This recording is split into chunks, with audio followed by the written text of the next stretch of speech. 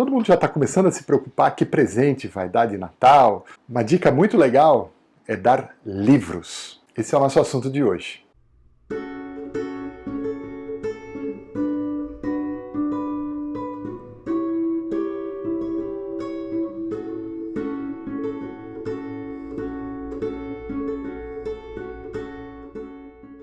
Eu fiz alguns vídeos aqui dando algumas dicas de livros. Eu estou aproveitando esse gancho de Natal e de dezembro, enfim, para falar de alguns livros aqui.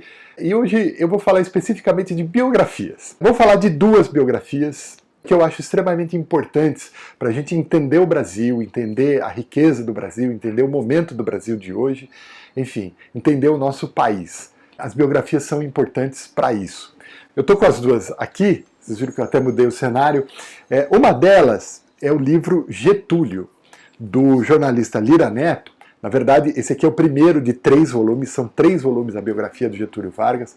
O primeiro que vai desde que ele nasceu, no final do século XIX, até a Revolução de 30. O segundo volume é o período da Revolução de 30 até quando ele deixa o governo a primeira vez, em 45, e o terceiro volume é de 45 até o suicídio do Vargas. Getúlio Vargas talvez tenha sido a figura política mais importante do Brasil no século XX. Ele foi certamente a pessoa que mais tempo passou como líder do governo, chefe do governo, como presidente da República. Ele passou 15 anos como ditador e depois mais um tempo como presidente eleito. Uma figura cheia de contradições. Ele foi um líder revolucionário que tomou o poder por uma revolução para afastar a oligarquia cafeeira de São Paulo. E depois ele se tornou um ditador, depois ele voltou eleito, como ele mesmo diz, voltou nos braços do povo, eleito popularmente.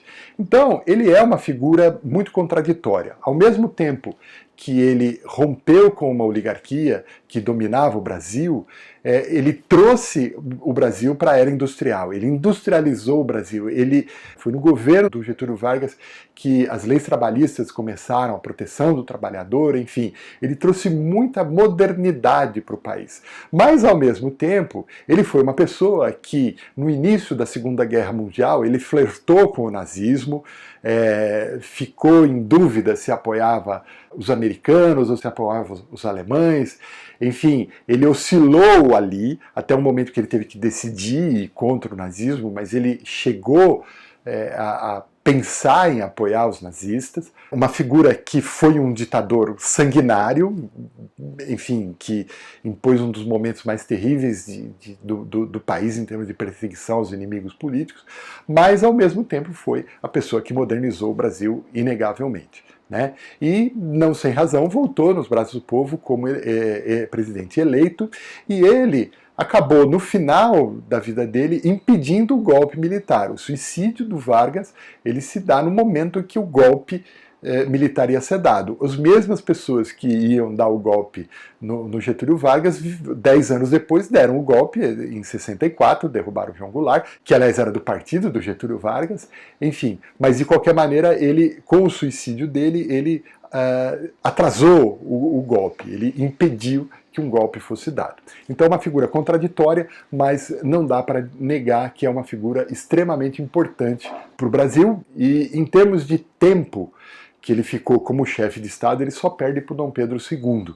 Né? Os outros todos, ele ficou mais tempo do que qualquer um outro. Okay? E uma outra biografia é o livro Prólogo, Ato e Epílogo, da Fernanda Montenegro. Na verdade é um livro de memórias, uma autobiografia, onde a Fernanda Montenegro, que está fazendo 90 anos, conta a história. É uma narrativa muito fluida, muito bacana.